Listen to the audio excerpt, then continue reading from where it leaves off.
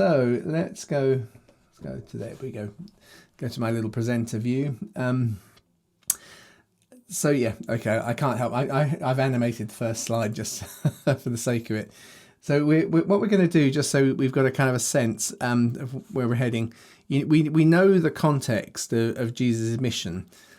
He has several points during his ministry times. He makes statements like you have here in Mark 13. The good news must first be preached to all of the nations. And you kind of take it further. You will be witness to me in Jerusalem, Judea, Samaria, and to the ends of the earth. That's Acts 1:8. That's the very last thing Jesus says to his disciples before ascending, of course. All the ends of the earth shall remember and turn to Yahweh. This is part of the Old Testament. There's a verse there in Psalms that anticipates something, which you find in the early church fathers. They actually take that verse in Psalms and say this as a prophecy. It was being fulfilled by us as we've taken the gospel out across the whole world, the whole of the known world. And it's one of those interesting things. Back in towards the turn of the last millennium, I was very involved with the missions movement, the AD 2000 movement, which was an umbrella for a coalition of agencies who are setting targets for using the year 2000 as a milestone, not because they all thought the second coming was going to happen on the December the 31st on the year 2000, but they were just using it as a kind of psychological milestone. And it was remarkable how in the run up to the year 2000, the idea of getting the gospel to the whole world, that the glory of the knowledge of the Lord should cover the earth as the waters cover the sea, we were beginning to be able to measure it at greater and greater detail. And post since then, the speed has actually sped up even more. But the funny situation is, as we sit here today, there's been this kind of big gap between the early church and the first few hundred years of the Christian church. Then there was a sort of, we'll call it a 1,000-year hiatus. It's not that nothing changed. Some things did shift around a bit, but there was a kind of a real slowdown. And in terms of just world population, the statistics stayed relatively the same for 1,000+ years. And then with the kind of birth of the modern missions movement a few hundred years ago, there's been a slow increase of speed, which is we're now actually in a period of time in history where the gospel is being spoken about more than it's ever been in all of history, put it that way. But what I really wanted to do is the story we've often lost is the kind of the early church narrative. And this is just background to the story that we're going to tell tonight, but just to kind of put it into context. There was an absolute remarkable explosion in the first 100 years of the church. And that 100 years is not, if you like, just folklore. We tend to think, particularly if you come from a Western Protestant context, we tend to think that the stories are lost in legends and they've just become myths and so on. And part of that was a response and a reaction towards the Catholicism that was being protested against when they became Protestants. So lots of kind of habits that were supernatural were seen as suspicious.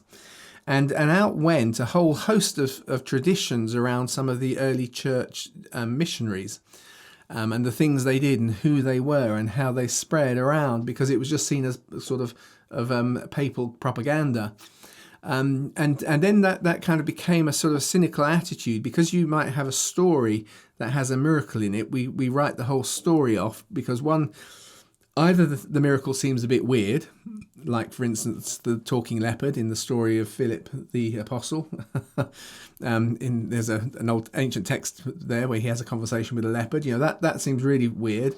Or they're just miracles of healing, and because we stop believing in those, because actually we become more evangelical, we don't believe that, and so we write the whole thing off and we throw it out. And I tend and Western historians have kind of leapt onto that approach, which has actually come out of the church. So we're not blaming the world. It started in the church, that approach, and so dismissed everything. And so you will regularly hear opinions that we know nothing about. It's all a mystery. And in fact, genuine people who study the subject now often get stuck in that fog, and it's just not true. But I want to kind of give some kind of caveats, but some foundations as we're going to tell the story, is that those who look at it seriously, who take the testimonies seriously, actually find that even within the stories that can seem in the way they've been told a little bit, whoa, that's a bit strange. When you strip them back, there are unintended things in it which actually do anchor it to points in history. The person I've got up on the board here, reference at the bottom, a guy called George Alexandru, he's a Greek Orthodox. He's not particularly spiritual, his own words, not mine. He spent time on the kind of the equivalent of the BBC World Service, but for Greece, connecting with Greek speakers all over the world. And one of his interests was ancient culture, because the Greek diaspora that kind of spread out just before the Christians had spread out were spread out all over Africa, across Arabia, and so on. And in that context, he started to realise that the stories around St Andrew actually followed genuine trade routes. They don't say Andrew joined the trade route and went from here to here. They just tell us that he went from here to here. But when you actually look at it, there are very, very kind of concrete routes of trade and the ways in which it's happened. And you find that there are kind of travel guides to how you do it. So he started to take them more seriously. But I took this from an interview. I tracked down the kind of the write up, so I've got my own copy of his book. He wrote a 1,000-page document, but it's all in Greek, or 1,000-page book in Greek, so it's never been translated into English. So this is the best I can do. Where he basically the Orthodox Church, unlike the Roman Catholic Church, never fully centralised. So the Orthodox is actually much more distributed leadership. And not only that, its records are distributed. And so for the last 200 years, whenever you hear about unearthing of unusual documents, they're almost always being found in Orthodox churches that were held locally. They've been in the church for 1,000 odd years. And then someone says, "Oh, is this what you wanted to know about?" And so there's a kind of an approach within the Orthodox Church for starting to reclaim the historicity of some of these stories. And so there's been increasing amounts of academic work over the last few years, often by Christian believers, but very serious work, visiting places, looking at documents firsthand, seeing how the phrases and the terminologies in the text match the geography, and they all match up, which is giving us more confidence in some of the myths, if I can put it that way. They're legends rather than myths. So they may be slightly stylized, but there's something solid in them.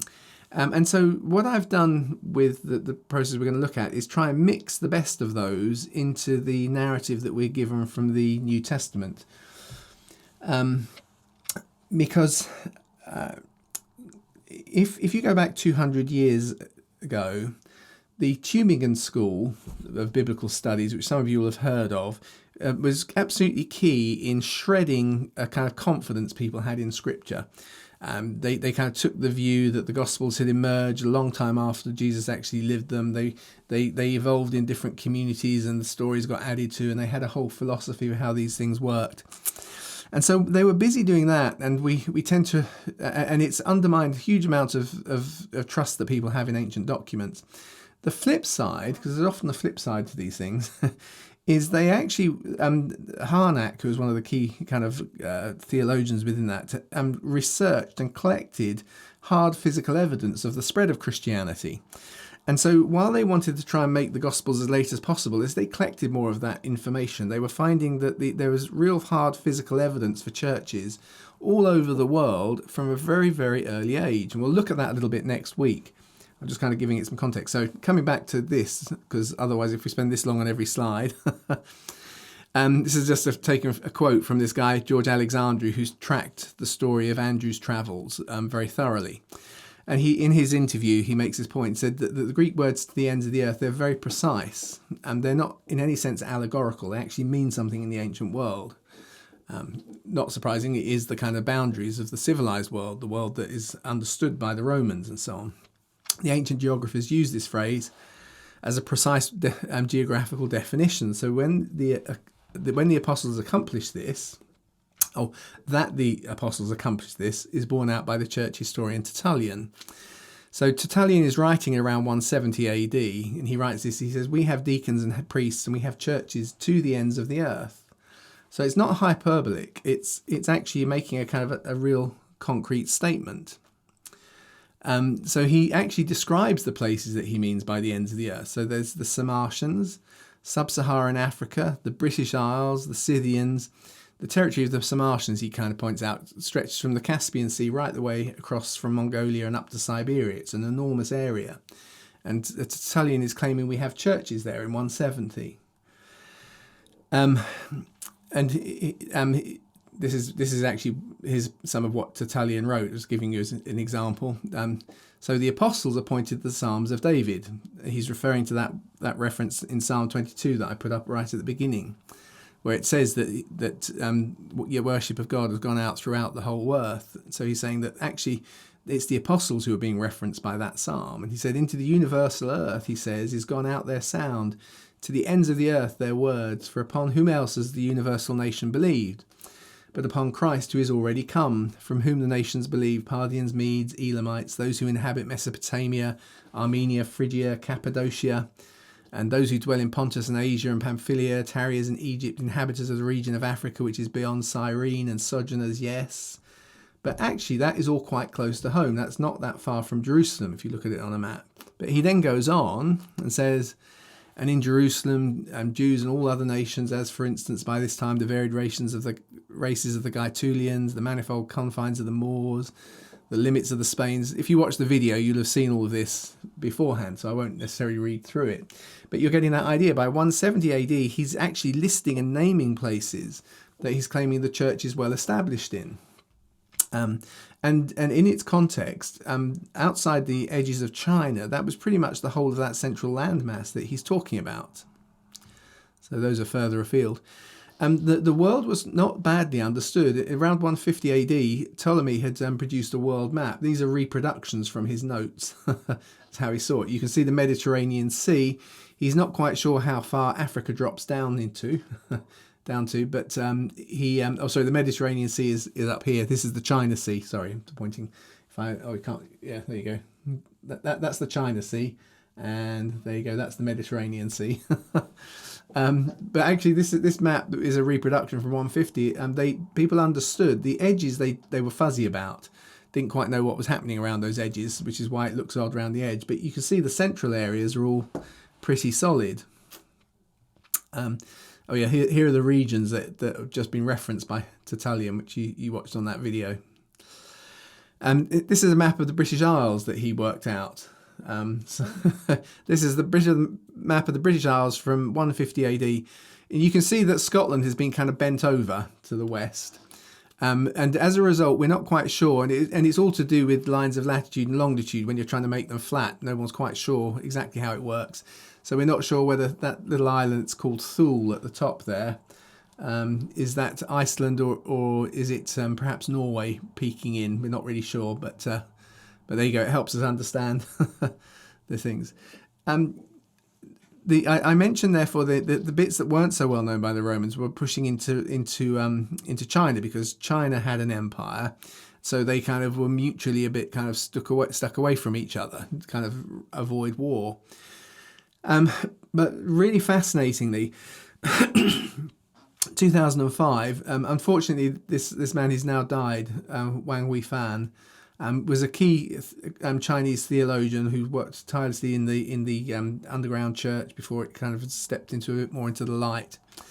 And he actually physically visited and identified Christian symbolism in some Chinese graves that had been dated by secular historians as being at 86 AD.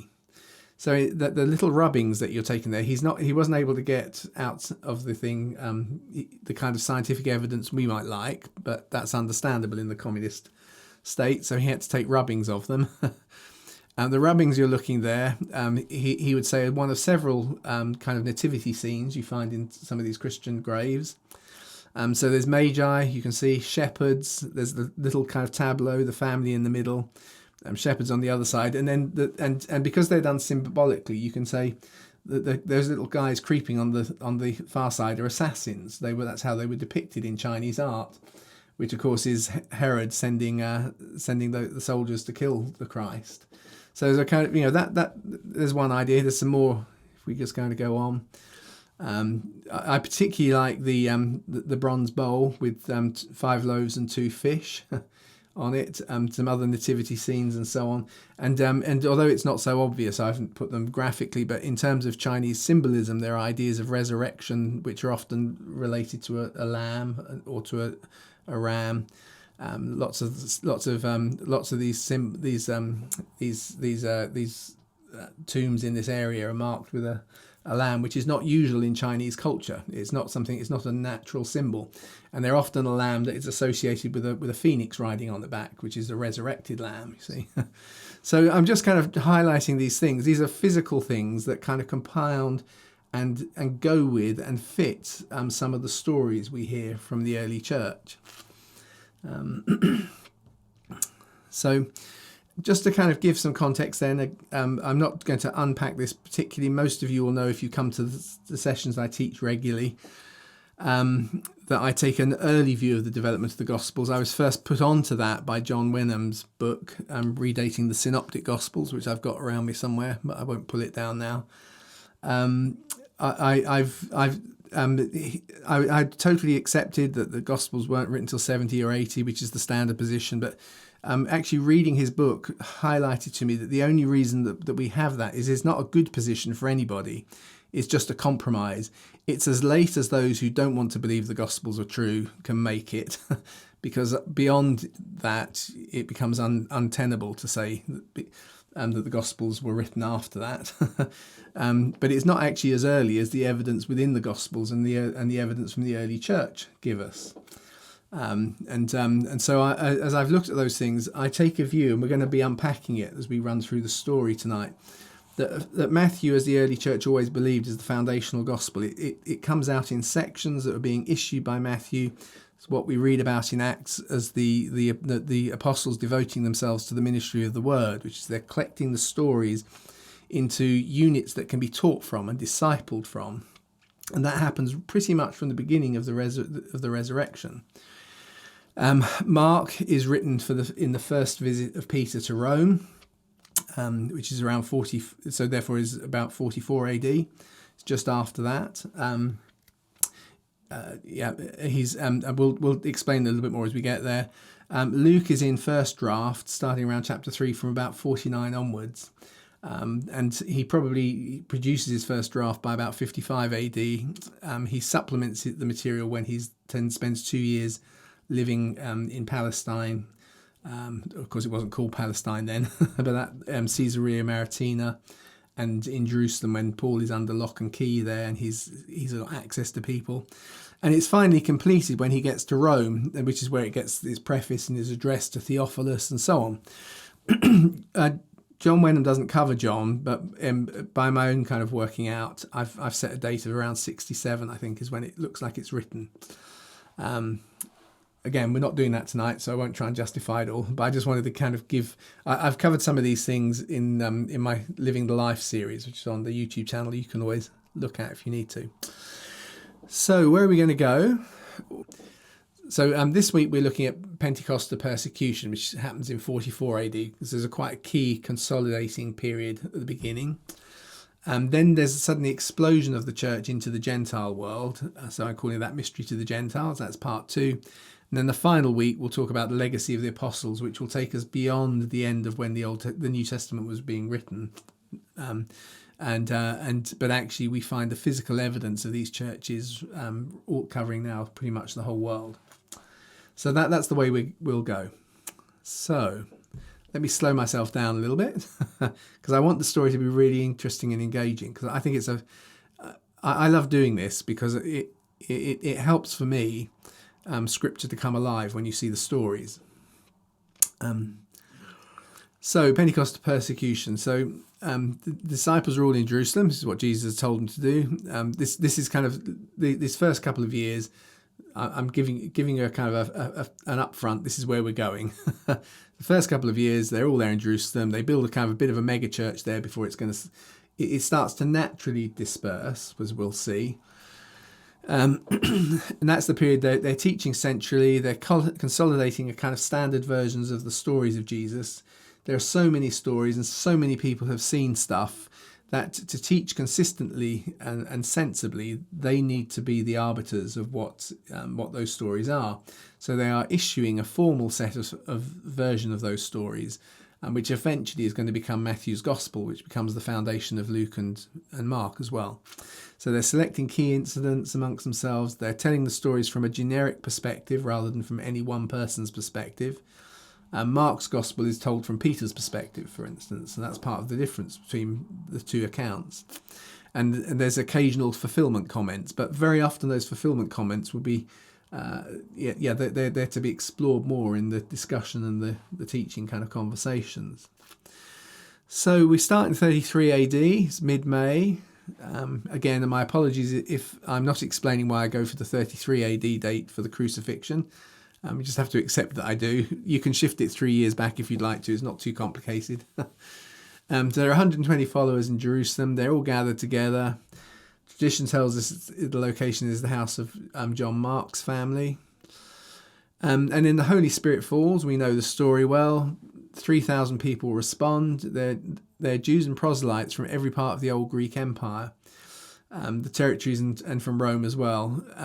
You're aware that the wave of empires up to the Romans had conquered Israel and spread them out all over the territories that they occupied. So when it came to the feast times, people were coming back to the city. They would stay with families and connections and so on. So Jerusalem is absolutely packed with people from all over the world.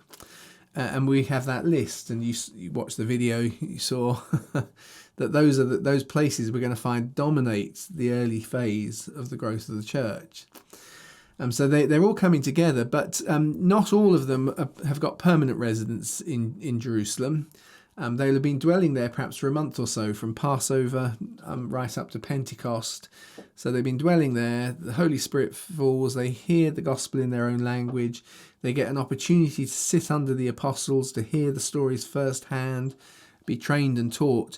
But gradually they're going to start heading back home. And as they head back home, it gives points of contact for the apostles in the years that follow.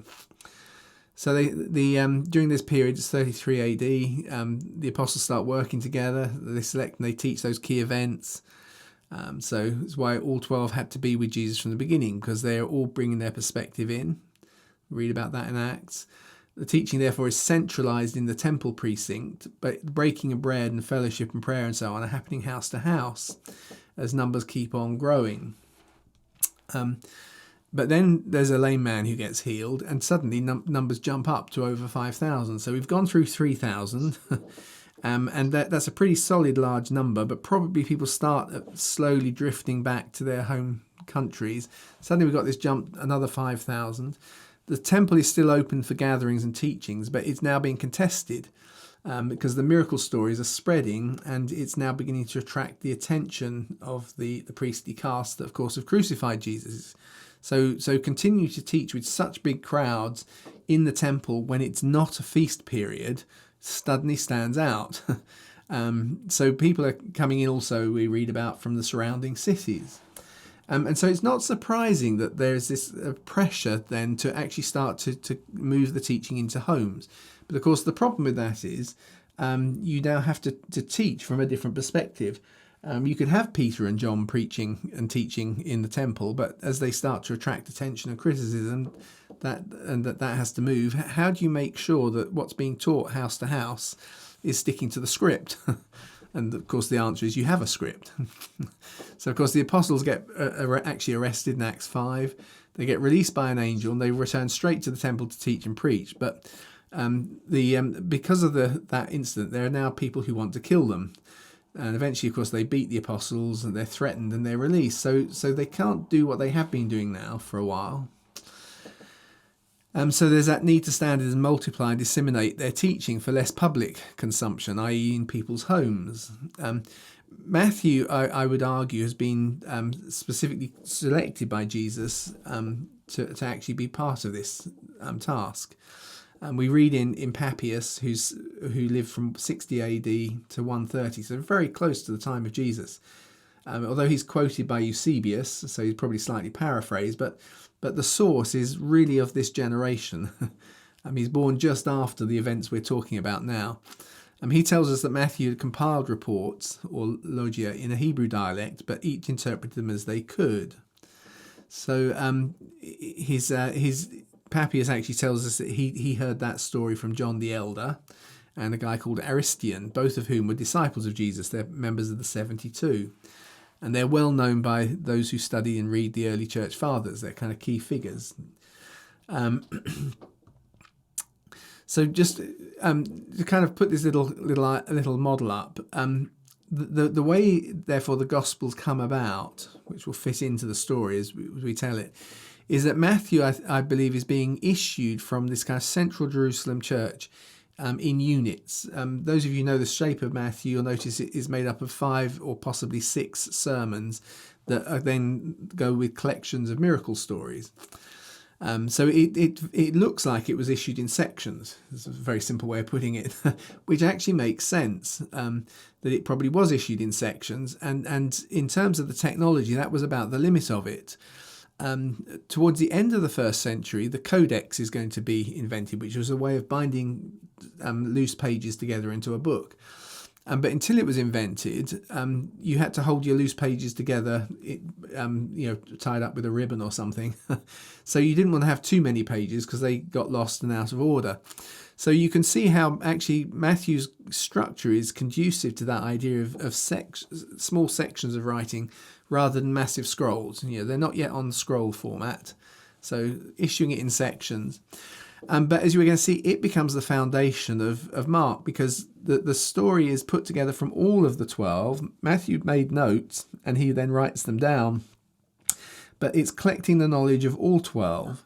And so it becomes the standard way of expressing the stories of the life of Jesus, which then shapes the writing of Mark's Gospel when it happens, and also Luke, who also uses Mark's Gospel as well as Matthew. And Luke draws in other witnesses as well. So Mark doesn't really bring any other witnesses in. Luke, as we're going to see, is one of the 72, pulls in some other people who you encounter sometimes in the Gospels. And so will John, who's written last. He'll also, but he rather than taking that same set of stories, is producing a supplemental Gospel of stories that they did recognize, they did see, and there is a need to actually tell those stories because they were missed out from the first telling. So that's how the kind of we understand this process happening, and as the church starts to move out, this process is underway of getting the Gospels written together. So here you go, just kind of throwing some quotes in. I always like having them. I would hear them and you'd never have them to go and refer to, but part of the reason I put them in is if you've got them in your notes, you can go and check to make sure I'm not making these things up. So Matthew's also issued his written gospel among the Hebrews in their own dialect, while let me read it slowly. So this is Irenaeus, who's writing in the 2nd century. He's a disciple of a guy called Polycarp, who had been a disciple of John the Apostle. So you got that. It's very close. It's only a couple of generations away. And he tells us that Matthew also had written the gospel among the Hebrews in their own dialect, while Peter and Paul were preaching at Rome and laying the foundations of the church. So it's not that Matthew wrote it only when that was happening, but he was writing that gospel during the period which includes the laying of the foundations of the church, which is right at the beginning, and even when Peter and Paul were preaching at Rome. So it kind of runs through this early period, and the whole process is put in that context. After their departure, which sometimes you'll see translated as death, but it's just the word departure. So it's not after they've died, but after their departure, Mark and the disciples and interpreter of Peter did also hand down to us the writing which had been preached by Peter. So Irenaeus is either saying even after Peter had died, it was okay, Mark had already given us the gospel, or he's making a reference to that Mark was triggered perhaps by the departure of Peter, because we're going to read that elsewhere. It was because Peter had left Rome that Mark wrote down in Greek, so it was easy to read the stories that Peter had told, because the problem was there were Gentile converts in Rome, and the Gentile converts didn't read Hebrew. And at the moment, Matthew's gospel is only in Hebrew. Is that all making sense? So Matthew has produced a gospel apparently, but it's only in Hebrew. here's Peter, who's been preaching in Rome. Mark's been translating, doing all of those things. Peter leaves. He puts the stories into written form. He maybe can use Matthew, but it's the Hebrew version of Matthew, produces a Greek version. And Luke, also the companion of Paul, recorded in the book the gospel preached by him. So we get that. There's an extra little quote. Hebrew gospel the Hebrew form of Matthew's gospel was developing from the founding of the church, maybe through to about 60 AD. Seems to be what it said there. Mark's gospel was written while Peter was preaching and handed on when he left or died. And Luke wrote his gospel to be used by Paul in his preaching. So very clearly we're being told Luke's gospel emerged during the period when Paul is preaching, not afterwards, which is the modern theory. The modern theory is it all happened after this. So I'm going to skip through the thing on Matthew because I've covered it elsewhere, and I'll run out of time tonight. So in early 34 AD, there's actually a controversy throws up with the Hellenist Jews about food distribution. Now, the Hellenist Jews have a synagogue in Jerusalem, but the Hellenists were the Jews who've been influenced by living in the cultures of the empires that they've been spread around in. They're called Hellenist. Hellenism is the Greek word for being Greek, is that because the big empire had been the Greeks just before the Romans, you see. And so that's the kind of they all spoke Greek. They've been very influenced by the cultures around them, but they were actually bigger as a community than the Jewish community living in Judea at the time. But they would, and those are the folks who have come from all over the empire who spoke all those different languages. So it's the kind of the group, and so they had their synagogue in Jerusalem that was there for when visitors were coming through. And they start to get into an argument about how the food is distributed. We know that. So in Acts 6:1, we read about them appointing 7 new leaders. And the early church tells us that the 7 are all part of the group of 70/72, which makes perfect sense. There's no reason to disbelieve that. So which leaves then the 12 freer to kind of go on consolidating, arranging, writing down their texts to use. Which is, like I say, which we've been saying is the beginning of Matthew's gospel. That's there's a consistency as well with that, with synagogue culture. One of the criticisms that was sometimes made of the Gospels by people who like to make criticisms of the Gospels was that synagogues there weren't that many synagogues, or they didn't exist at all. Some have even said they didn't exist at all in Jesus' day. They all happened after the destruction of the temple. Well, that's not true because we have now excavated some. But the general consensus is that probably an awful lot of synagogues were really just private homes being used in a certain way, which is why they're difficult sometimes to find. And one of the things that made them a synagogue is they'd have a meeting room, and they had a scripture chest. And everything that got put in the chest at some level was scripture, but it wasn't all the same. So you had the text, the books of Moses, and they were the piece de resistance. But if you were a synagogue that was part of the Hillelite movement of rabbis, you had the writings of Hillel, or you had selected texts from Hillel in that cabinet. If you're a Shammaiite, which was more common in Jerusalem in Jesus' day, you would have the writings of Shammai and others, and intertestamental books and various other connections, even the book of Daniel, the things that were sometimes referred to as the writings. And they all went in the chest. So it would be totally consistent. Oops, I can hear some noise in the background. I'm going to quickly, is it okay if we ask folks to mute? Just so we don't, Brilliant, thank you. Just in case, so it would be totally consistent as they start meeting in homes. They're effectively meeting in synagogues. They haven't taken over. It's a bit like a house church movement. And they would probably have marked out there would be some sort of chest, and into that chest it'd be hard to get hold of copies of the big scrolls, Isaiah and so on, but you could at least have these sections of paper that are being issued by Matthew. And going out from the apostles. So you've got those to work from. And that would be consistent with some of the ways in which that people would discuss the teachings of other famous rabbis. It's not the same as saying that these texts are exactly the same as the books of Moses, because they were highly revered, but they all were scripture and they all went in the chest. So this is Epiphanius of Salamis, who's a key early church father from the remembered in the Orthodox tradition more. He sent out the 72 others, as well as to preach among them were the 7 who were put in charge of the widows: Stephen, Philip, Prochorus, Nicanor, and so on. Before Matthias, who of course was included in place of Judas, after these 7 and Matthias, who preceded them, he sent out Mark and Luke, Justus, Barnabas, Apelles, Rufus, Niger, and the rest of the 72. So he puts this list here. These are all people that were considered to be part of the 72. Several of them we know from the book of Acts. I've highlighted Mark and Luke in that kind of pinky colour because they actually write Gospels. But Barnabas, therefore, is being told was one of the 72. Apelles, who we meet in Romans, at the end of Romans, is greeted. Rufus, Niger, and the rest of the 72.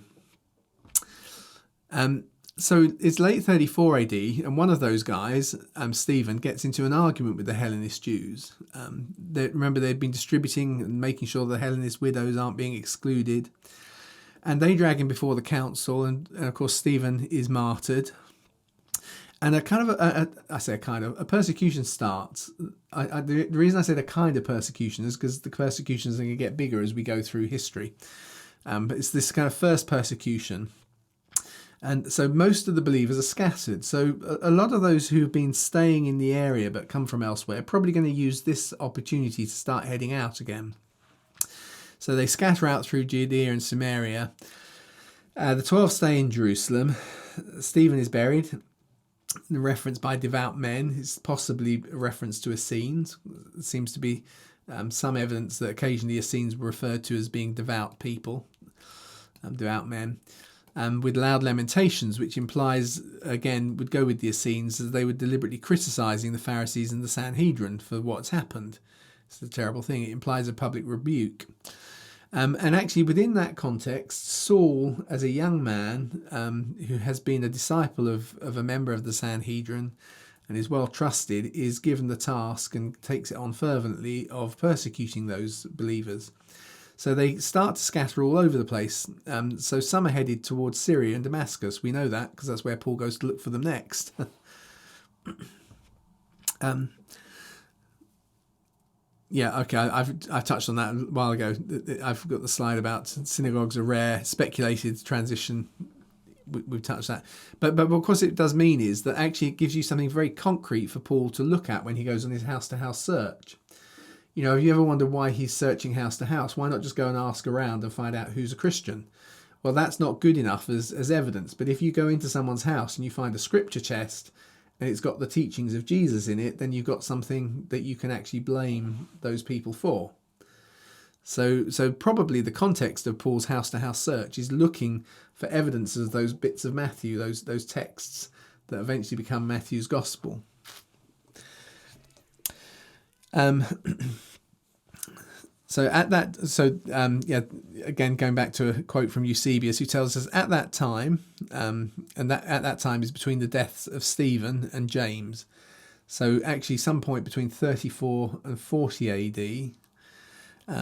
At that time, also the promise of our Saviour to the king of the Osrahoenians, however you say that, when you just read them in your head, you don't have to say them, was fulfilled. He's making reference for Thomas, under divine impulse, in other words, prompted by the Holy Spirit, sent Thaddeus. I put a little asterisk there because it's not the one you think it is, to Edessa as a preacher and evangelist of the religion of Christ. So this is only 34 to 40. We don't read about this in the Gospels, but we do read at this context, in this period, that people are leaving the city and spreading out. They've probably come from all over the empire. Some of them have been creeping back anyway. This becomes a significant point where if you don't need to be in Jerusalem, best to be somewhere else. And maybe you can take now some scripts and texts with you. And at that time, as we read about, as we have it recorded for us by Eusebius, Thomas feels prompted and sends a guy called Thaddeus, who we're also told is also a member of the 72. So Thaddeus, actually in the Greek Orthodox Church, is remembered by the name Saint Adai. So he's one of the 72, not the apostle known as Jude. And he goes up to the town of Edessa, which is there, you can see, just above Antioch. So it's right in the flow that we do read about in the book of Acts, as they spread out and start heading up and so on. It's a little bit further away, and Saint Adai, or Thaddeus, the member of the 72, has gone there deliberately at the commission of Thomas, and something happens there, and we know that it's one of the most early places of a large significant church that is a missionary sending church, but we don't read about it in the book of Acts. So it's physically there.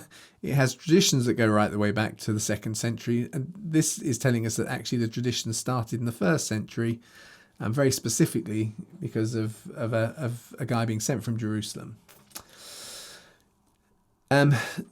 Philip, as we hear about them all spreading out, he instead heads into Samaria, and there, of course, he preaches and has a response, and then he sends for Peter and John to join him, and there's laying on of hands. This isn't Philip the apostle. Again, it's Philip who is the evangelist, who is a member of the 72. It's awkward that the gospel has so many people with the same name. If you noticed, there are 2 Philips, 2 Thaddeus's. There are actually several Jesuses. There are 3 Judases. There are more than you'd like to think.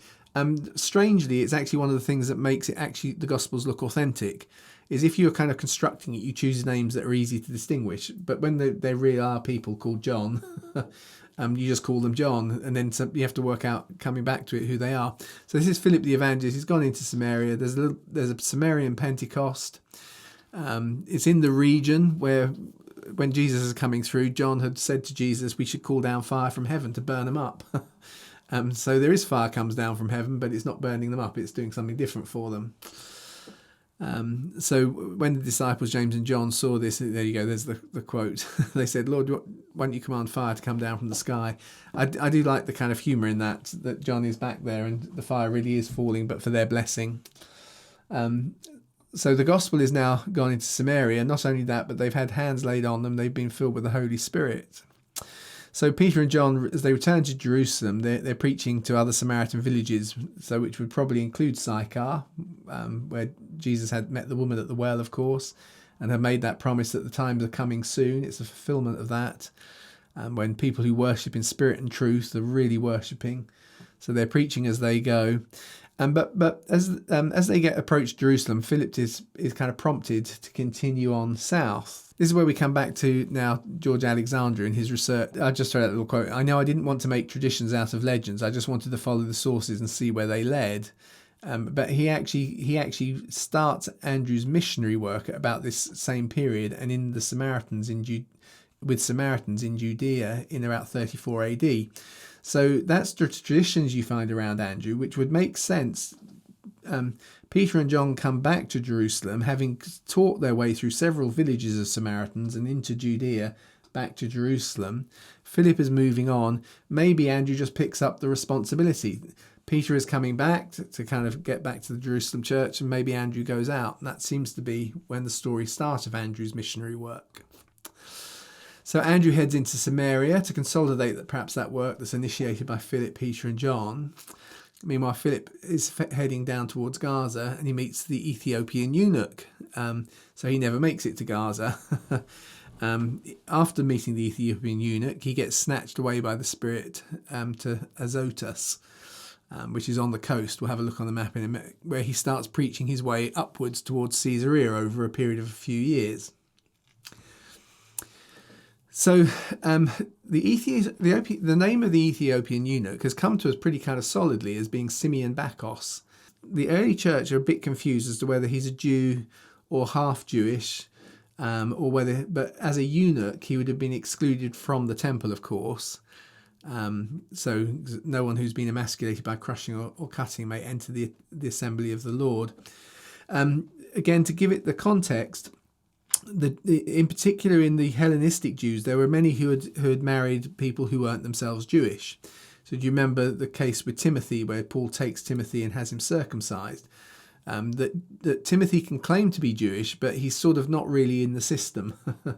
And so it's possible that he sometimes seems to be half Jewish or sometimes seen as half Jewish. But the key thing is he's specifically someone who the law bans from the assembly of the Lord. In its most general sense, that just means any kind of place of coming together. But more specifically, it's become to mean the temple where the rule is enforced. So he's been up to Jerusalem, but of course he's not even allowed into the temple. He's clearly hungry, spiritually hungry, but his condition as a civil servant who has been neutered prevents him from full participation in his own faith. So Irenaeus tells us this man was also sent to the regions of Ethiopia to preach that he had himself believed that there was one God, and that the son of this had already made an appearance in the human flesh, be led like a sheep to the slaughter, and all the other statements which the prophets made regarding him. So Irenaeus is telling us in the 2nd century, this man who we know his name from various traditions, actually is after his conversion goes and becomes part of the preaching within those regions. Now, to give it its context, this is the verse. There's a verse in Isaiah. So it says, "Let no foreigner who is bound to the Lord say, 'The Lord will surely exclude me from his people.'" Now, it's Isaiah 56 here. The eunuch is just reading a little bit further in Isaiah, which probably means he's read these passages because they're probably very relevant to him. He is a foreigner, but he is bound to the Lord. The Lord will surely exclude me from his people, and let no eunuch complain, I'm only a dry tree. For this is what the Lord says, to the eunuch who keeps my Sabbath, who chooses what pleases me and holds fast to my covenant. To them I will give within my temple and its walls a memorial and a name. You read on, he reads about which man is talking. Is it the prophet or is it somebody else? Do you remember the story with the conversation with Philip? So it's quite nice that we actually the Ethiopian Orthodox Church knows his name very well. We haven't forgotten his name because there's actually a prophecy that his name will be remembered, which is quite nice. Interestingly, just a few verses later, it's quoted by Jesus when he cleanses the temple. My house will be a house of prayer for all nations. If you look there, that's just 4 verses or 2 verses after the verses there about the eunuch who's been excluded. So it's just a very nice little kind of turning point. There's something kind of going on in a spiritual sense. So he himself continues on to Ethiopia, which includes Sudan. And so we already have a story of someone who we can have a name we can associate with them, who is pushing themselves down further south in the African continent. There were Ethiopians in Jerusalem on the day of Pentecost. We'd already read that. Matthew and Andrew are going to visit in a few years to come, but we'll do that in another week. Actually, the Ethiopian Orthodox Church has got over 136 million members today and roots itself right the way back to these early incidents, including remembering, of course, the name of Simon. And it has a slightly distinct theology. It's slightly more books in its canon than we do in the West. But it is one of those places that has maintained a continuous testimony and reference. In fact, it's quite nice. We've got John Richards, who's on tonight. John and I were in Albania a few years back, and we went to the place where Paul lands in the preaching of the gospel. And I remember being told there that they have records in the local church there of families who go right the way back to that first generation who met Paul. And this is what I mean by, because they've not been collected all together, those records exist in individual local churches. The church may have been built time and time again, but it still has a consistent testimony and a record that goes right the way back. So similar with the Eastern Orthodox Church. So Philip, as I said, we have that moment where he kind of leaves and suddenly finds himself in Azotus, which is further up the coast. And from there, we don't know how fast he does it because we meet him next years later in Caesarea. He seems to work his way up the coast to Lydda, Joppa, and so on. Places which you're going to hear about in some of the early church records as well. And tradition actually tells us that this is where Andrew is conducting his own missionary work.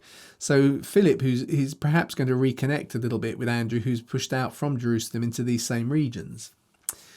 So he seems to closely follow Philip, preaching first in Samaria and then to Greek Philistines, which tradition tells us,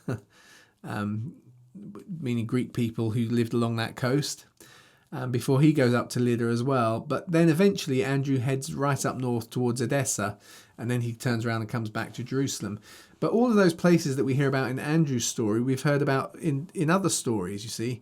Edessa, where actually Thomas has sent one of the 72 because there's something going on there in the spirit. Andrew's now going to go up there as well. So if we look at Andrew's journey, he goes heads down through Samaria, goes down to Gaza. He then goes up to Lydda, and then he heads further north, goes up towards Edessa, and so on, and eventually back to Jerusalem. So, now Saul is still, of course, persecuting the church. This is now late 34 AD. So you look at this, we're only talking just over a year since the church has started. It's a really busy time. They get straight on with the job, which is not surprising. They don't sit around and say, oh, let's plan it for 5 years. They've got straight on with it. Paul sets out for Damascus to persecute the church, because obviously he's heard word that some of those who've distributed themselves out of Jerusalem have come to Damascus. But as we know, he gets blinded and converted on the way. But he goes on to Damascus. He's there for a short period where, of course, he gets healed. And then he takes a trip to Arabia. Perhaps he goes there because he's abandoned his commission. So, of course, he's in a bit of a state at first. He's been commissioned, probably given money. He's had finances to do it. He set out to do the job, got converted. He heads to Arabia. He's a bit anonymous there. But he's somehow, while he is there, Paul developed his knowledge of Jesus. So he would need some source about Jesus. Well, we've heard that on the day of Pentecost there were people from Arabia there present hearing the gospel, who are presumably sidling their way back as they've started being pushed out of the city of Jerusalem. So some of those will have gone back to Arabia. And people in Damascus seem to have some sort of connection, probably send him. So there'll be individuals who have heard something of the message of Jesus, but equally, if they're going with sections of Matthew's gospel as it's being coming out, there are words to read as well. Now, Paul is a really good Old Testament scholar, but he doesn't, without those records of Jesus, he wouldn't understand how Jesus was the model and exemplary kind of incarnation of what so many of those Old Testament prophecies were about. So it makes sense that he's got some form of the gospel there. At this stage, he's not actually met an apostle, but there are those Arabian Christians down there, and Matthew's writing and sayings or something like them must exist, because he's learning about Jesus in obscurity. So 35 AD, probably Matthew's writings are being collated together for copying and distribution a bit more solidly now. Andrew is at this stage now in Gaza, which is the place, of course, the location that Philip failed to get to. He's speaking to the Greek-speaking Philistines down there. He's not there for long, heads up the coastal path. We looked at that. Thomas, prompted by the Spirit, has sent Thaddeus to Edessa. There are other Greek-speaking disciples, men of Cyprus and Cyrene, which includes probably Lucius of Cyrene, also known as Luke, and possibly Simeon Niger or Simon of Cyrene, because we meet both of those people. Lucius and Simeon are men of Cyrene who we meet in the Antioch church. Those men from Cyprus and Cyrene have been making their way up, and they settle in Antioch. So they get to Antioch and they start preaching, but they're preaching probably to the Jews who lived there at that context.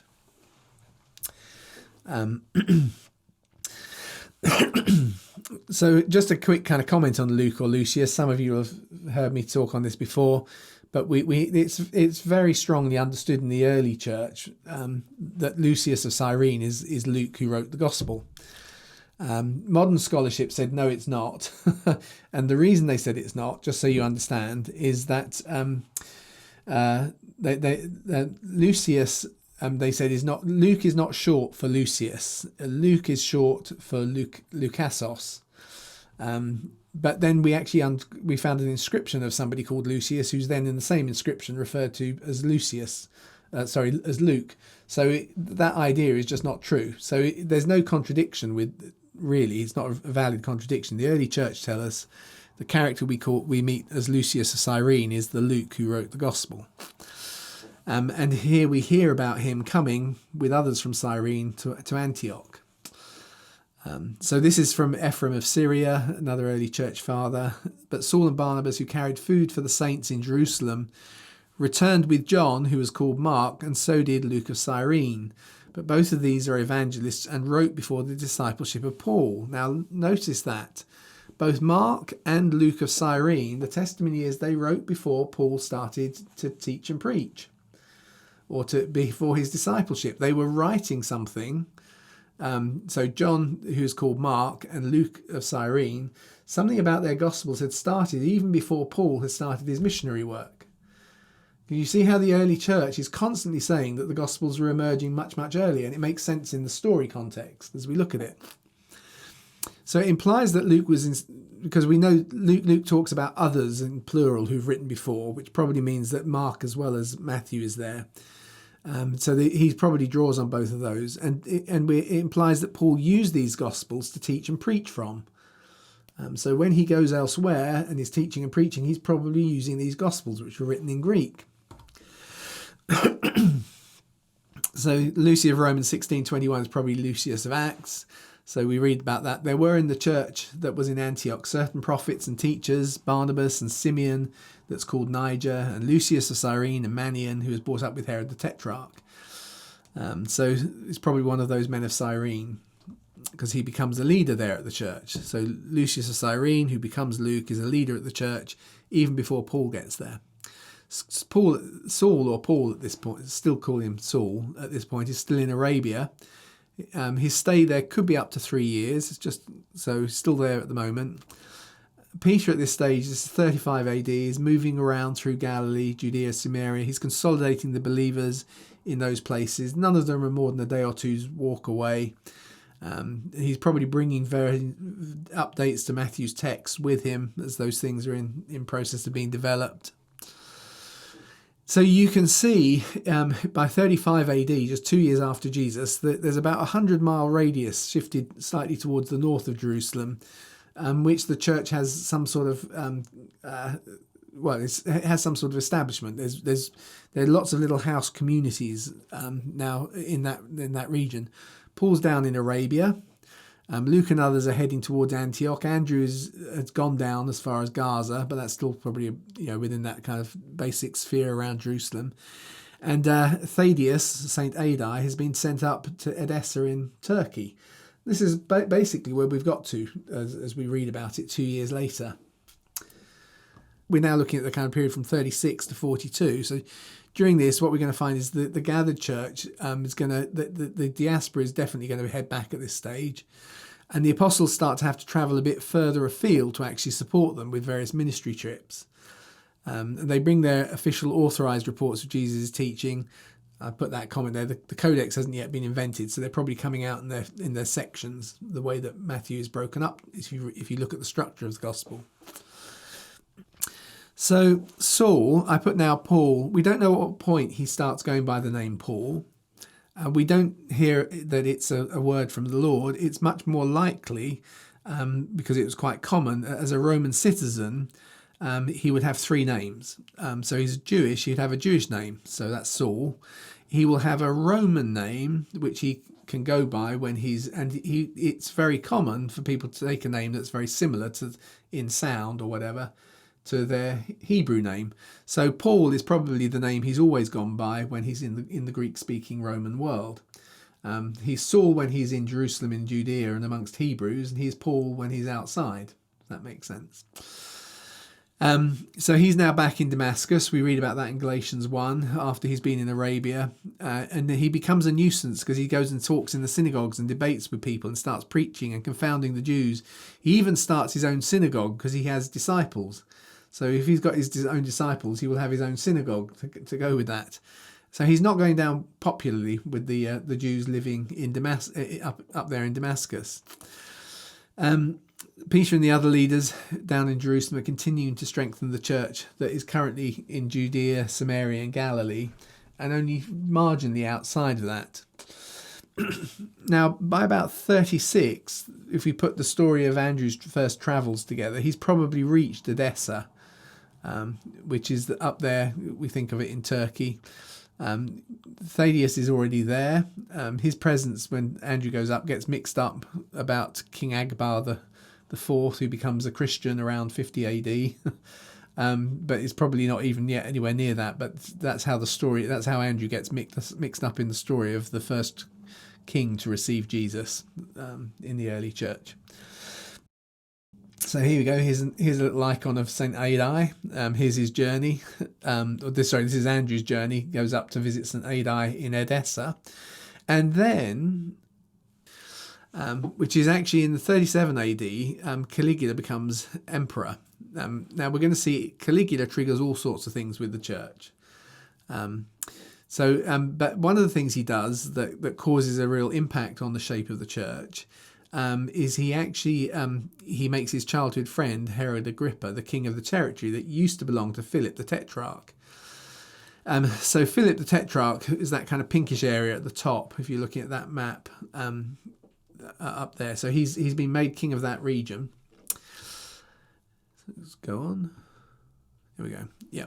So in 37 AD, while that's going on in Rome and things are happening which are going to affect the church, Paul is actually becoming a very accomplished apologist. His constant debating leads to a plan to murder him. So we read about that, of course, in Acts. So as a result, Paul has to flee to Jerusalem. So it's 3 years. It's 3 years since his conversion, and he's moved to Damascus. He tells us in Galatians. And then Paul meets with Peter and James in Jerusalem, but that's it. Well, we've started to notice people are beginning to travel around the place, and some in Jerusalem just want to stay away from Paul, but he meets Peter and James. Andrew now starts working his way along the southern coastal areas of the Black Sea, up to Bithynia, Phrygia, Cappadocia, and Galatia, and Pontus. Where actually these are all places that the early church tells us he does his works along, that we read about on the day of Pentecost. So there's a kind of sense in which he's probably going to visit those people who are headed back to their regions to encourage them. So it isn't necessarily fully missionary, but it is about an apostle coming to kind of teach and preach and encourage them in context and help them form into a church and so on at that time. And some of these places we discover seem to have churches in them before we get to the end of the New Testament, but we've never read who actually founded them. Well, that's probably because it wouldn't be fair to say Andrew founded them, because he's probably meeting people who already were there, but probably he was involved in consolidating them. So 37 AD continued. Peter leaves Jerusalem to travel through Judea again, and in that context we have the healing of Aeneas. So he stays now in Lydda, which of course Philip has already been through, and as many people become believers in the surrounding area. So he has to stay outside of Jerusalem for a while. Paul is now in Jerusalem, but the church is cautious of him, so he takes the argument back to the Hellenists, and who had actually, of course, martyred Stephen. He's been used to debating them up in Damascus. So fearful because of what happened to Stephen, the believers decide to send Paul away to Tarsus, which is his home in Cilicia.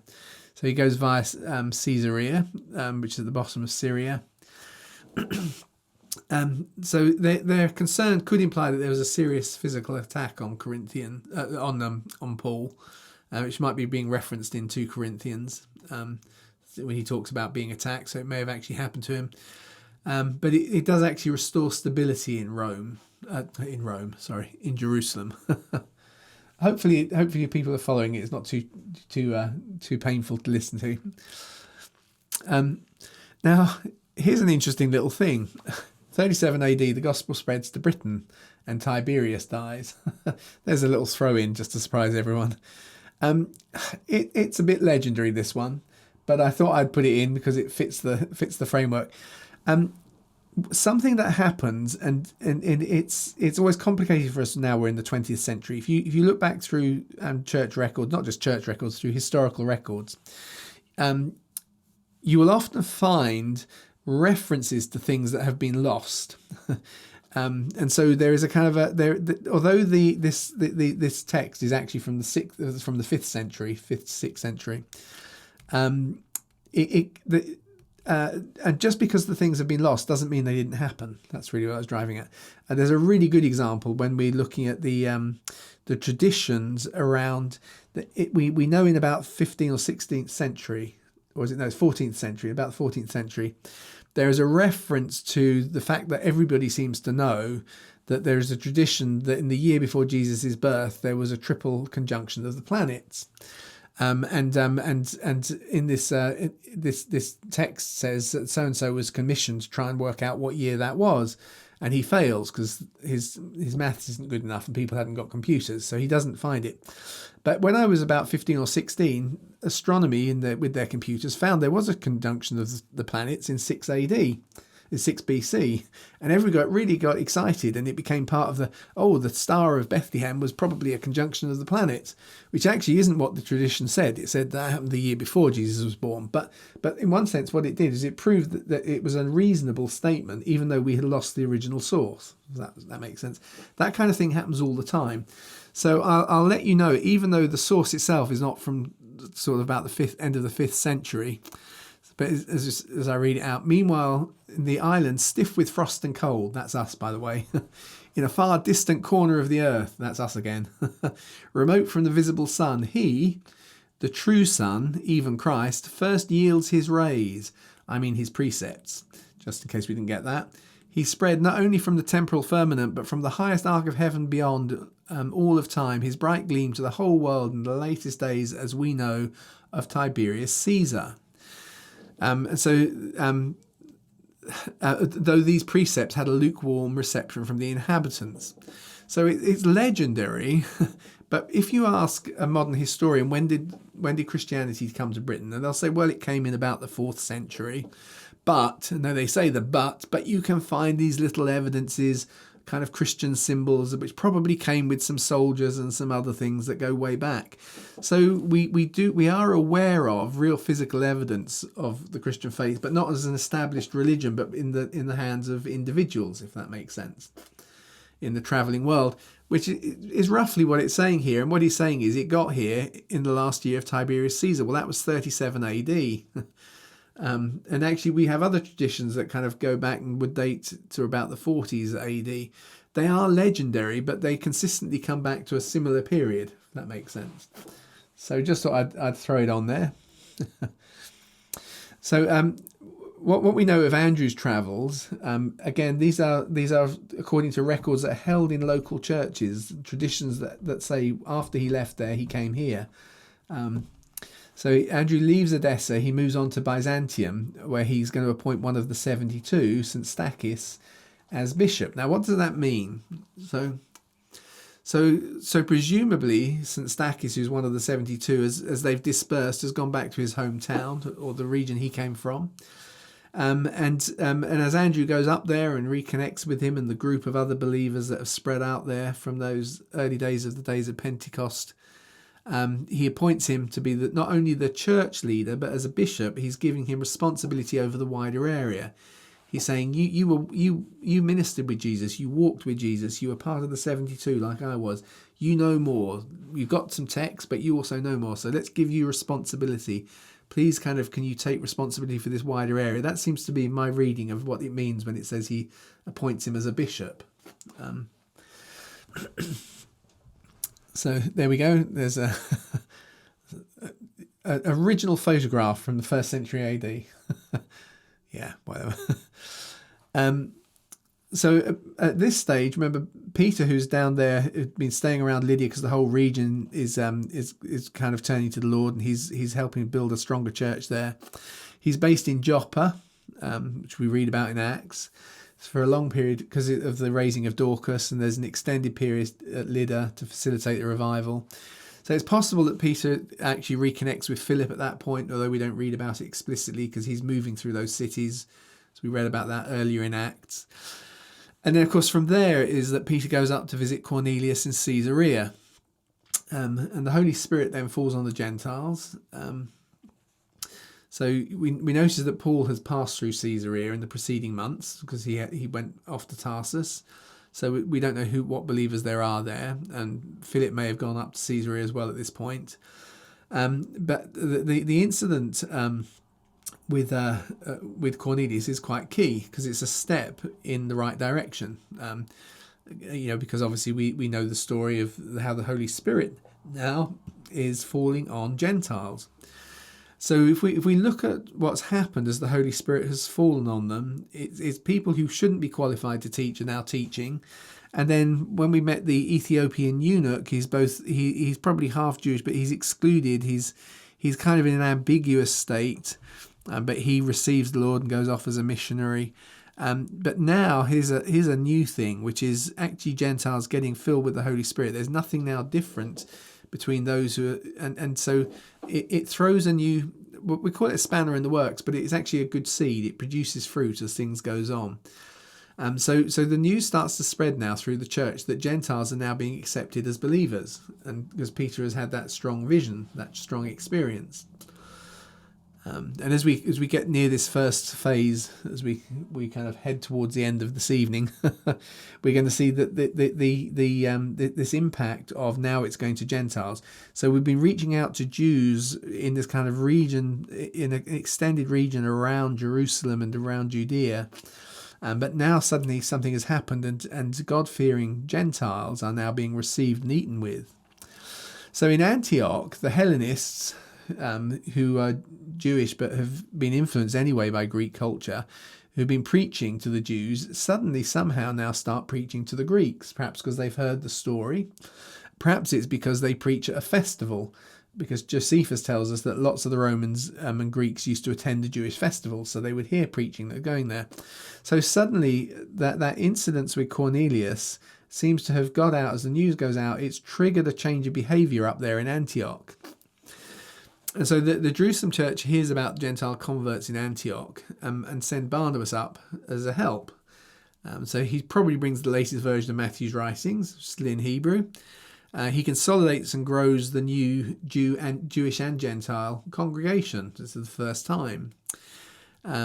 So Luke and others, I said there, may well be translating Matthew's reports for use with this new Greek audience. Remember, Luke starts his Gospels by saying many have attempted to translate or write down, but I'm going to do it now. So it may be others there, as they start to deal with this combined Jewish-Gentile church, start to produce some of the texts which then become part of Luke's Gospel.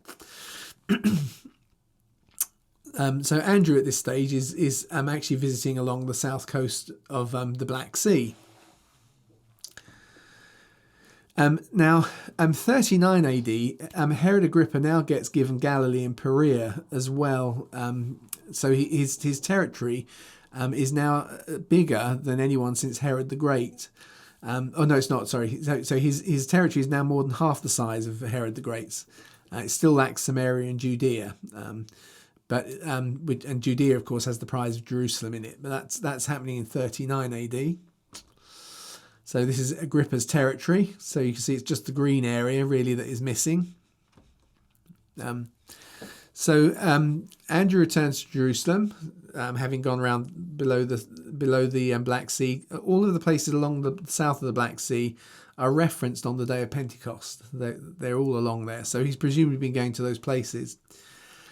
And it's actually a region that Paul actually ends up being prevented from going to, which makes sense if you think about it. If they're already making connections, and there's although that's centered from Jerusalem, people are going out from Jerusalem to those areas. Paul is there in Antioch, but he actually gets prevented from going to those places in Acts 16 and goes into Europe as a result. By the time Peter writes his first letter, we know there are churches there, but we're just never told how they got there. But the early church tradition tells us it was Andrew's work. So I'm writing to God's chosen people who are living as foreigners in the provinces of Pontus, Galatia, Cappadocia, Asia and Bithynia, all of those places that are south of the Black Sea. Origen, who's another early church father, is later going to say that the regions north of the Black Sea are assigned to Andrew. But in this first early trip, he seems to have been visiting those who were there on Pentecost and establishing those churches. So if we kind of summarise Peter's first ministry trips as we've looked at them, starting in Acts 8. So he follows Philip down. You can see on the map. He follows him into Samaria, I should say, going up north in 35 AD. He consolidates believers in Galilee and Samaria and Judea in 35 to 37. Peter and Paul meet in Jerusalem in 37 AD. There are major new works then in Lydia and Joppa in 37 to 38. He's in the house of Cornelius around 38 AD. And then he's back in Jerusalem in 39 AD. You can compare that then as well at the same time, although we don't read about it. Andrew's also during this period made a trip, but slightly further afield, but probably similar reasons. He's been in Samaria in 34. He's been in Gaza around 35.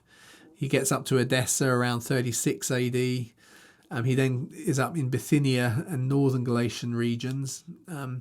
Not the Galatia that Paul visits, but Galatia as it is as a Roman province, pushes up into the north.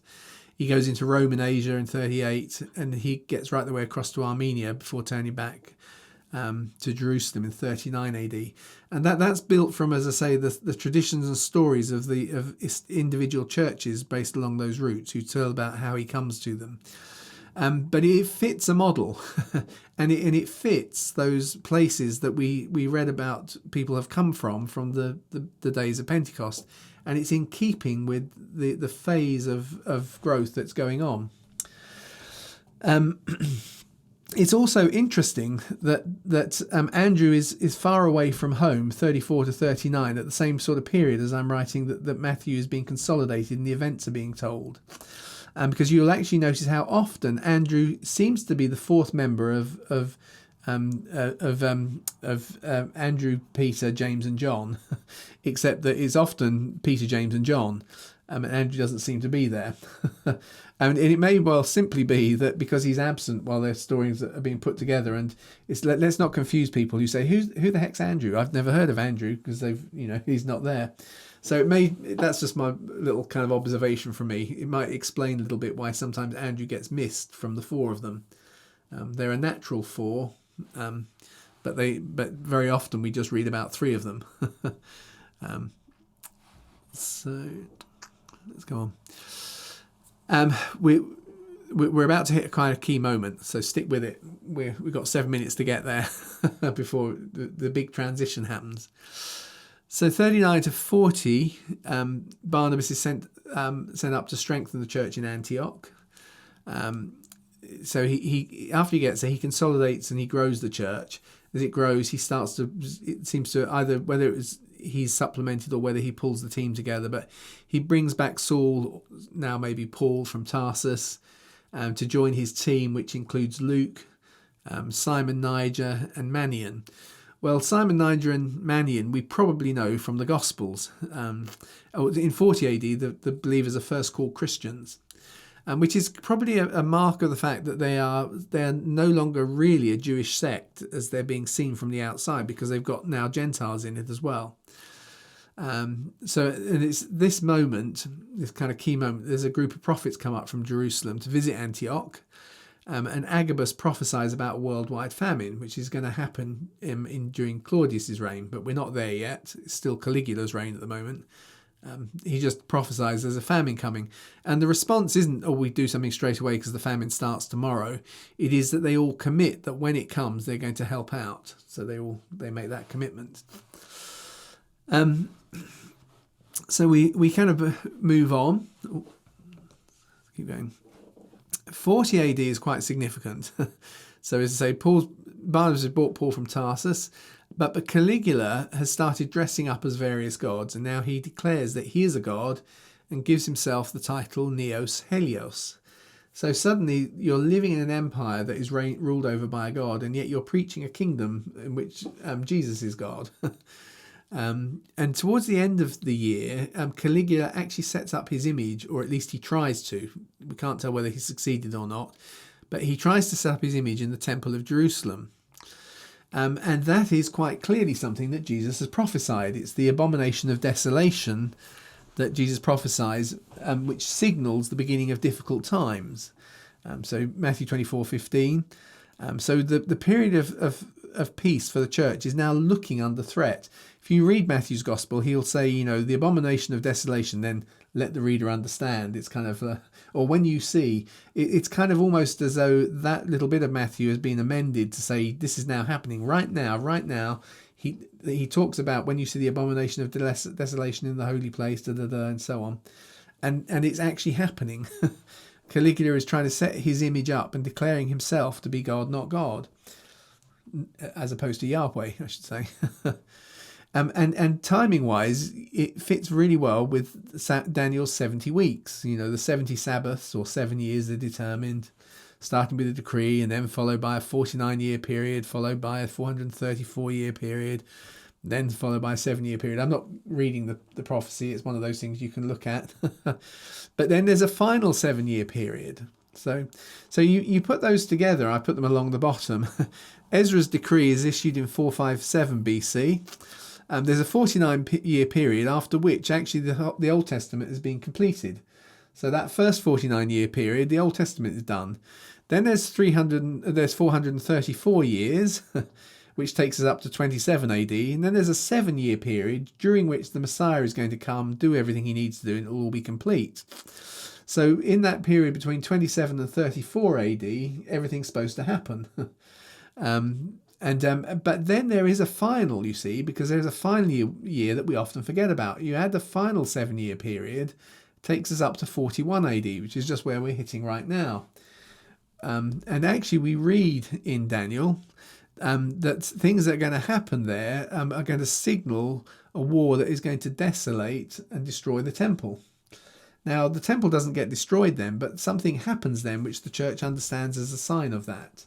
One comes under a wing, it talks about. So here it goes. After 62 Sabbath cycles, the anointed one will be cut off and have nothing. So we know about that. The 62 cycles here. So after that, after 27 AD, the Messiah is going to come. He's going to be cut off. And he, the Messiah, will confirm the covenant with many for one Sabbath cycle. So it's roughly for 7 years. In the middle of the week, he'll put a stop to sacrifice and grain offerings. But the wing of abominations is one, and I put there the coming ruler because he's been referred to, who makes desolate, until a complete destruction as decreed is poured out on the desolate. So something's going to come with a wing. And that actually, of course, comes under the Roman soldiers march in under the banner of the eagle with its wings out. But on a wing, coming in with the authority of the army of Rome under the wing, an abomination which stands for the coming ruler who's going to make desolate comes into the temple, and it signals something. It's not actually the event that is destruction until there is a complete destruction as is decreed and is poured out. So it puts suddenly the church, who are taking seriously, and they have the prophetic words of Jesus written down by Matthew, it gives them a prophetic context to start thinking about very seriously. Let the reader understand, I put in there Matthew 24. So in deference to the previous persecutions, current unease, and Jesus' warning, Matthew's gospel leaves certain sensitive characters anonymous. He doesn't actually tell us who they are, but Jesus has prophesied the end. So Caligula is forced at the beginning of 41 AD to remove his image, or if it was there at all, and just before he gets assassinated in January. But it's kind of served as a sign, and everyone's now a little bit more, little bit more. I guess it brings focus to the way you think. It's a reminder of the church's global mission, and perhaps to start thinking about leaving of Jerusalem, because Jesus said, when you start to see these signs, mark them, leave Jerusalem. So you can see how the thinking starts to shift away from being Jerusalem centric. So some Jerusalem prophets obviously go up to Antioch, as we've heard about. Jesus references the famine of the abomination. Saying, we've covered those things. So Caligula has now died, and in Rome, Herod Agrippa backs Claudius against the Senate, persuades the Senate to accept Claudius as the emperor. So as a reward, Herod Agrippa is now given Samaria and Judea and other territories. He's now the most powerful Jewish king since Herod the Great, perhaps even more powerful. So final little phase. So the church starts spreading further and further afield. More believers have to take on leadership role. So the importance of Matthew's writing grows because we have to develop and disciple people for the leadership. Andrew, during this period, 40 to 49, I'm just going to throw the map up. We can actually construct the second journey. It starts very similarly to the first one, going up into the similar sort of areas. But then he goes right the way down to Pakistan, the top of India. It's referred to as India, which included kind of Pakistan and Afghanistan in the days. So he goes right the way down to the top of India, probably travelling at that time with Matthew and Thomas. He then goes right to the north to Mongolia and kind of loops back through those Central Asian republics. And that's a really long period he's going to take, 40 to 49. We're going to look at it more next week. But it probably starts shortly after this, because what's happened is after Herod Agrippa takes over, what have we got? Okay, I'm gonna move on because we'll do this more next week. In 42, remember we hear the story. Peter gets arrested again, and Herod Agrippa is now the most powerful Jewish king, as I said. So James gets martyred. Peter gets arrested during the Feast of Unleavened Bread. Peter is supernaturally released. He finds the church praying in the house of John Mark. But Agrippa is now looking for Peter. So none of Agrippa's kingdom is safe for Peter. Herod Agrippa's kingdom covers the area where really the church is at the moment. It's quite an extended area, but this is roughly speaking is coincident. And nowhere there is now safe. So actually Peter's got to think outside of that kingdom. So he's on the run effectively. He can't stay in Agrippa's because he's escaped from prison, and he hasn't got permission for that. So you notice here the green areas, which is Herod's kingdom. It covers where the church has grown into at this stage, and this is the point where the early church tell us that the 12 start to itinerate and relocate, creating new centres to live in. Probably because of, as I say, they can't really do this in Herod Agrippa's kingdom because there is a persecution against them. So Peter leaves immediately for another place. He sends a message to James, who he puts in charge of the Jerusalem church. He probably takes his wife with him, as we read about in Corinthians. John Mark goes with him. They probably take Matthew's written reports with them. Eusebius tells us he goes to Rome, but he may have visited the communities that Andrew's been at as he heads up there. So I think we've got a little quote here. He arrives in Rome with Mark. Peter's oversight of the church in Rome is credited in the early church as having lasted 25 years until his execution, which we normally put in 67 AD. So it's 42 probably when he's arrived there. Just the same point that Agrippa is now taking over that territory and the persecution is going on. So over the next 12 months, he presumably is going to meet Priscilla and Aquila there, which we read about in Acts, that they've met with Peter in Rome. At some point, members of the Praetorian Guard become part of the church, which is referred to by Clement of Alexandria, which we've looked at a quote from him earlier. He seems to leave Rome briefly, visiting other Italian believers. We're not sure where they've come from, but that's where he reaches out to. And those also that are in Italy among the nations are joining. He, Peter, was the steward. This is what Eusebius tells us. And it may be that leaving of Rome that is referred to when it talks about after their departure, Mark is prompted to write down the stories. So here's the quote from Clement of Alexandria. Mark, the follower of Peter, while Peter was publicly preaching the gospel in Rome in the presence of certain of Caesar's knights, so the Praetorian Guard, in other words, was putting forward many testimonies concerning Christ. Being requested by them, he wrote from these things what was spoken by Peter, the gospel that is according to Mark. And they say that Peter, when he had learned through a revelation of the Spirit of that which had been done, was pleased with the zeal of the men that the work obtained the sanction of his authority for the purpose of being used in the churches. So we have a very clear statement, which is contradicted by later scholarship, who said that Mark wasn't written until after Peter had died, that Peter became aware of it and he eventually sanctioned it. He didn't know it was being done when it happened, but he found out and was happy with it and allowed it to be used. So we have another testimony from Eusebius, but probably working from a similar source. The gospel according to Mark came into being this way. When Peter publicly preached the word at Rome, those who were present exhorted Mark, who had followed him, Peter, for a long time and remembered what had been spoken, to make a record of what was said. And he did this and distributed the gospel among them and that asked him. And when the matter came to Peter's knowledge, he neither strongly forbade it nor urged it. So similar testimony as to how Mark's gospel comes about. So Mark has actually produced in Rome a Greek-speaking gospel for the first time. And he's written the stories as Peter tells them. That's true if you read Mark's gospel. He ends his gospel probably at 16 verse 8. If you notice, there's a kind of a separate tacked on ending.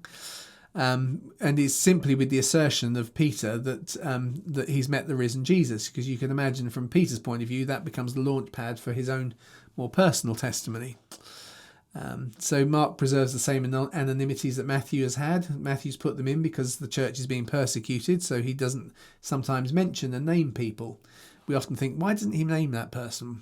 We can often work out who it is from, say, Luke's gospel or John's gospel, but Matthew and Mark both seem to make people anonymous. And Peter returns to Rome and he accepts Mark's gospel, but he doesn't see its wider significance. It's all happening around 43. And he then sends Mark down to Alexandria. They say that this was the first which was sent to Egypt. That's talking about Mark's gospel, and with Mark, and proclaimed the gospel which he had written and first established churches in Alexandria. So in Egypt, in Alexandria itself, he, Peter, not by his own means, but by Mark, his disciple, built the church and made the disciple Mark the teacher and fisherman of those in Egypt. So we have a couple of testimonies, both from Eusebius of Mark being sent at that point after his gospel has been written down to Alexandria. So Andrew is heading south, as we saw that map, which we'll look at it again next week. Just a note, it was probably around 44 AD that Philip the Apostle, not Philip the Evangelist, starts to itinerate outside of Jerusalem.